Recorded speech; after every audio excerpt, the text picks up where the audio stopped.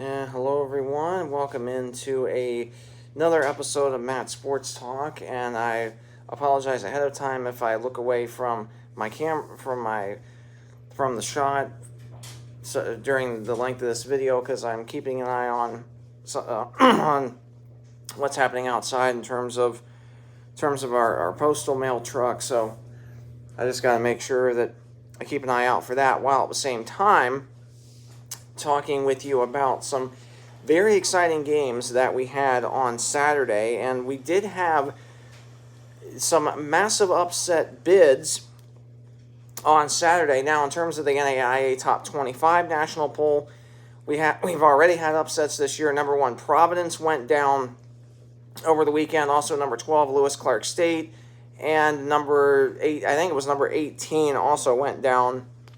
I think Northwest Washington, they lost, and so there were quite a few massive upsets, at least over the weekend. Not so much in the Crossroads League, even though we had a lot of games that were pretty close to that. And the first game that I wanted to talk about was Huntington and Grace. And the Grace College Lancers, they had come in, they were red hot. They had won 6 out of their last 8 games, and of course, they had a heartbreaking loss at Mount Vernon Nazarene last Wednesday night in 5 sets. And it looked like Grace had a chance to go up 2-1 in the game on Saturday against Huntington. But Huntington was able to avoid the upset and take the game on Saturday 3-1. Pardon me. So the Huntington Foresters go to 23-6. They go to 11-5 in conference play. They won the first set 25-20. They lost the second set to Grace 25-20, so identical scores there. Grace won the third set, or Huntington won the third set, 25-21, and then in a big thrilling fourth set finish, Huntington 26-24 in the fourth set. And the fourth set was back and forth. Grace for sure had a big lead. I think that Grace at one point was up, it was like 21-14, 21-15, and Huntington was able to bounce back and win that game. Huntington on the match hit 169, Grace on the match 188, so pretty even numbers there. And some bright spots for Huntington: Haley Cruz, 15 kills on the match, as well as 8 digs. Trevin Terry, 6 kills, 2 digs. Layla Meyer, 30 digs, so really, really impressive to see those numbers. Lauren Ross, 8 kills, 22 digs. Mason Robrock, 4 kills and 6 digs. And Maggie Holland, who is a freshman, 13 kills and 4 digs. And then looking at some big players for Grace, Emma Blackford had 14 digs on the match. Levin Snow, 13 kills, 3 digs. Livia Tate, 4 kills and 3 digs. And then Anna Elkin, 9 kills and 3 digs. Leah Henderson, 12 kills and 3 digs. Molly Hoffman, 8 kills and 3 digs. And Olivia Martinez with 10 digs on the match and that one. And that was your match up there. And the next match, and this was really another massive upset watch. The Marion receiving votes, Marion traveled to Goshen to take on the Maple Leafs. The Maple Leafs gave Marion quite a run, but it was Marion in the end surviving the huge upset bid 3-0. And now, for contrast, the last time the Maple Leafs had beaten the Lady Knights of Marion, you have to go all the way back to I believe it was 2014 or 2015, so roughly about 10, 11 years since the Maple Leafs last beat the Lady Knights, but the Lady Knights able to prevail here. 29-27, Marion in the first set, 25-22, Marion in the second set, and 25-20, Marion in the third. On the match, Marion hit 185, Goshen hit .098, so kind of even numbers there. Some key players for Marion, you had Avery Toole, 6 kills, 2 digs, Emma Lyons with 14 digs, Alexa Zimmerman with 8 digs, Emerson Evans with 7 digs, Sammy Littell with 5 digs, Nicole Wilkinson with 7 kills, Chloe Cook with 9 kills and 3 digs, and Corey Dryden with 8 kills and 7 digs. And looking at the stats for the Maple Leafs, you had 6 kills for Addison Ross, 7 kills for Armani Guidry Austin, 2 kills for Amelie Martinez, Sammy Lard with 7 digs, Cassidy Fowler with 12 digs, Elena Wolf with 16 digs, Sydney Stutzman with 5 digs, Carmen Corey with 11 kills, leading the way for the Knights, and then Nevaeh Benjamin with 9 kills and 2 digs on the match there.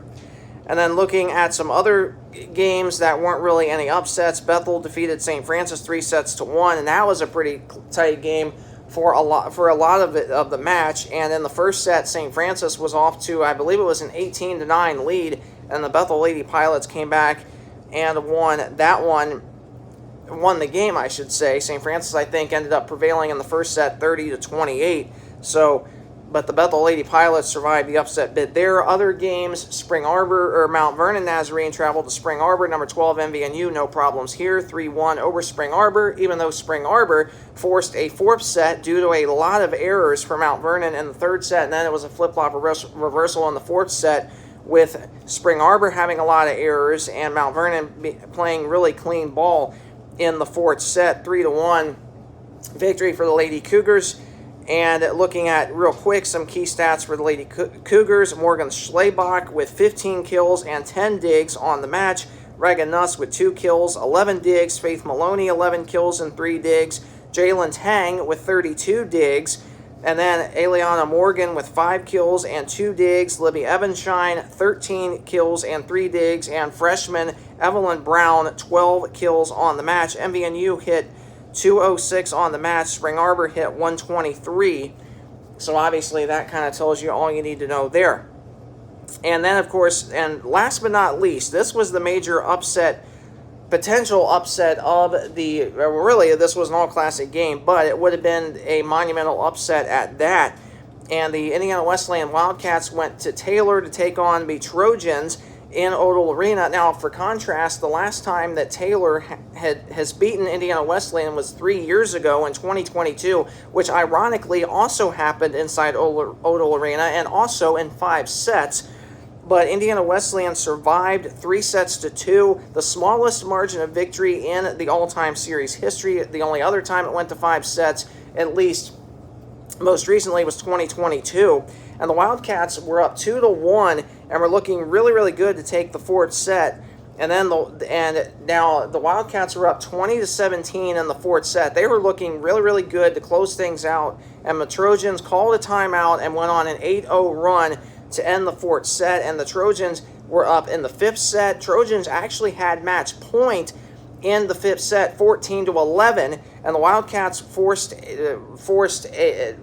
the game to go into extras, tied it up at 14 off a pair of Ava Geroldsma kills, and then after that, when it was all tied up at 14-14, it was just back and forth. Taylor had match point, Iwu fought back, then Iwu had match point, then Taylor fought back, and it was just a seesaw battle from really the 14th point in the 5th set all the way to the 19th point, which ended up being the final 19-17 in the 5th set in favor of the Wildcats off a pair of blocks from Ava Geroldsma and Marin Sanchez.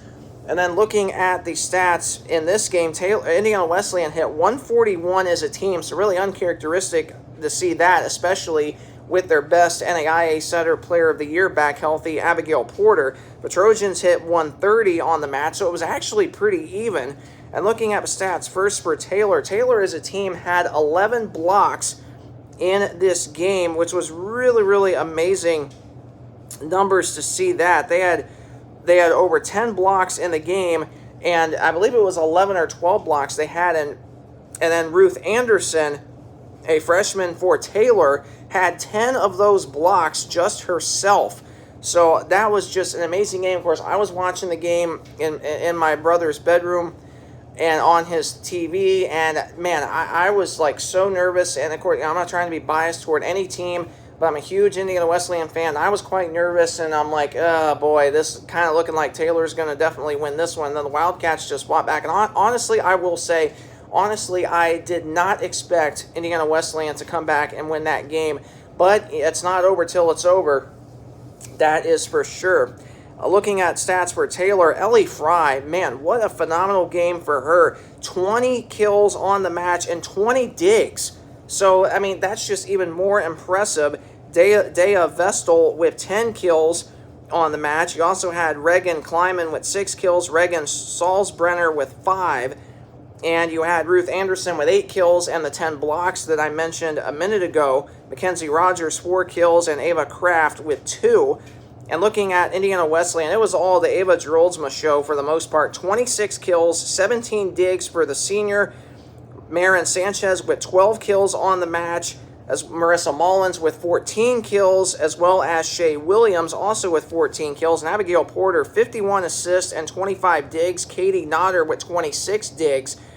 So really, really amazing numbers there. And that was your matchup there. So looking at the updated Crossroads League standings, you have Indiana Wesleyan now the top 4 seeds. So just a quick update on the playoff race. The Wildcats have already secured the number 1 seed going into the Crossroads League tournament. They secured it after a win at Marion last Wednesday night. So the Wildcats officially are going to be that number 1 seed, have home court advantage throughout the playoffs. They will play the opening round. The game times were announced earlier this morning. The Wildcats will play the quarterfinal game at 5 o'clock on Saturday night. Mount Vernon Nazarene has secured the number 2 seed with their win over Spring Arbor.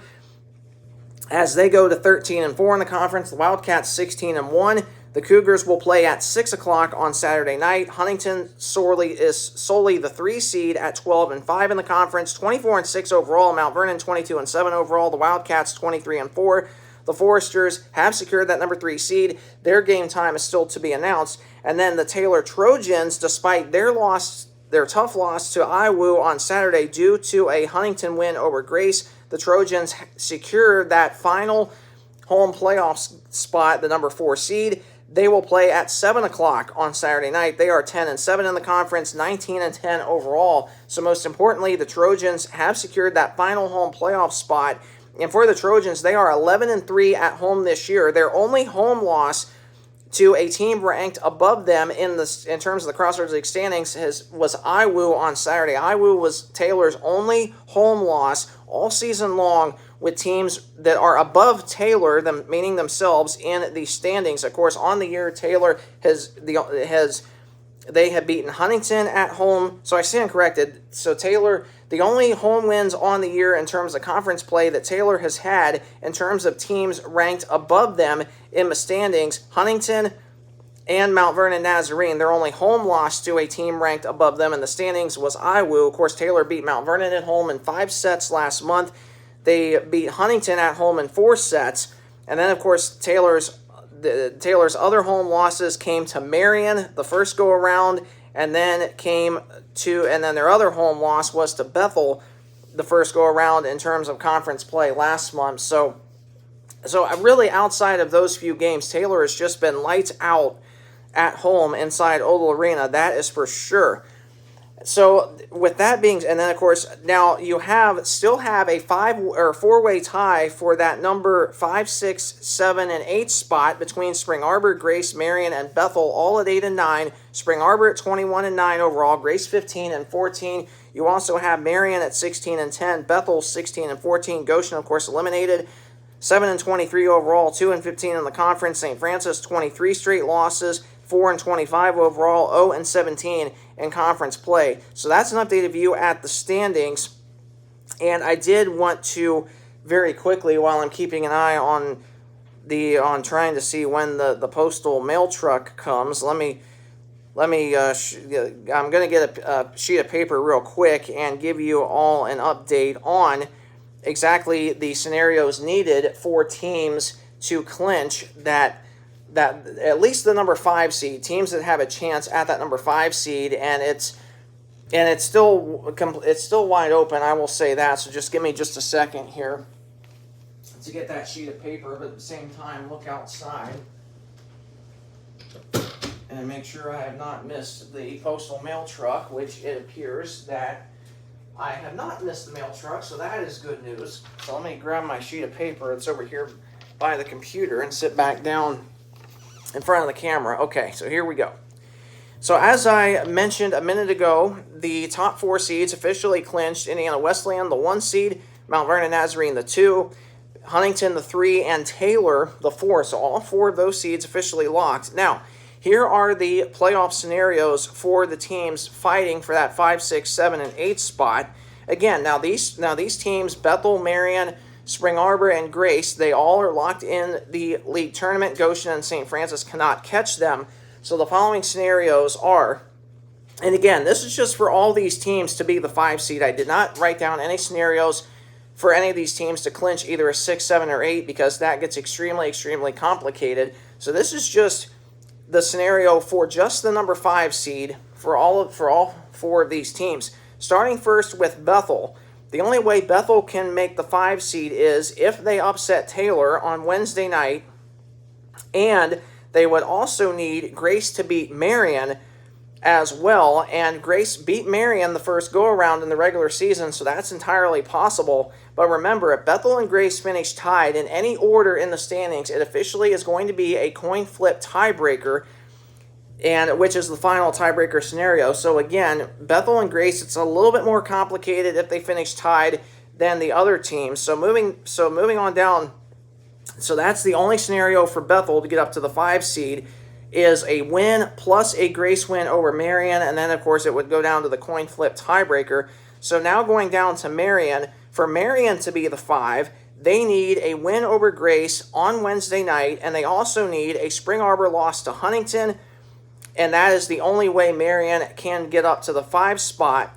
Now, even if Marion wins and Bethel upsets Taylor again for the second time this year, even if that scenario happens, Marion holds the head-to-head tiebreaker over the Pilots because they swept them both times in the regular season. So that's the only scenario for Marion to be the 5. They need a win and a Spring Arbor loss to Huntington. And then we get down to Grace. For Grace to be the 5 seed, they have to upset Marion on Wednesday. They also need a Spring Arbor loss to Huntington plus a Bethel loss to Taylor is the only way Grace can be the 5 seed. So their path is a little bit more interesting in terms of getting to the 5.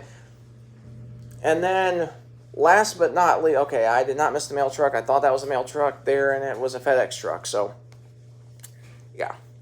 And I apologize for talking about all this other stuff in this video. I just got to make sure I don't miss the mail truck. So that's the only scenario for Grace to be the 5. They need a win and a Spring Arbor loss to Huntington and a Bethel loss to Taylor. And last but not least, for Spring Arbor, they can be the 5, but the only way they would be the 5 is if they win against Huntington. They would also need a Grace win over Marion, and they would need a Taylor win over Bethel in order for Spring Arbor to be that number 5 spot, due to the tiebreaker scenario with Spring Arbor holding the tiebreaker over Grace because of more sets won, and Spring Arbor holding the tiebreaker over Bethel because of more sets won. So those are all the scenarios for those teams that I mentioned to get up to that number 5 spot. So it's going to be interesting to see how it plays out. Of course, I'll be paying attention to it on Wednesday night because there is a lot on the line for all of these teams on Wednesday. So I'll be paying attention to all of this. So again, thanks so much for tuning into this video. And if it was super helpful to you, please either like this video, leave me a comment down below, or subscribe to my channel. Any one of those options helps me out greatly. And by the way, I've hit the milestone of over 100 subscribers here on my YouTube channel, so I really, really appreciate that. Thank you so much for subscribing. Again, please keep subscribing. My goal is to hit 500 subscribers by February 21st, which is the end of 2026, which is the end of the Crossroads League regular season in terms of men's and women's basketball. That is my goal, to have 500 subscribers by then. So please keep subscribing to my channel so you're first notified whenever I upload new episodes, and make sure that you tell your friends and family, share this video with your friends and family so they can subscribe as well. And again, I truly appreciate any feedback that you provide me. So again, I'll be doing a final video of the whole Crossroads League tournament bracket on Thursday once we know who the 5, 6, 7, and 8 seeds will be, because we're not going to know that until after the games are over on Wednesday night. But at least we know the top 4 seeds for sure that I mentioned earlier in this video, so that definitely saves a little bit of time, right? So again, thanks so much for tuning in this video. Have a great rest of your week, and God bless.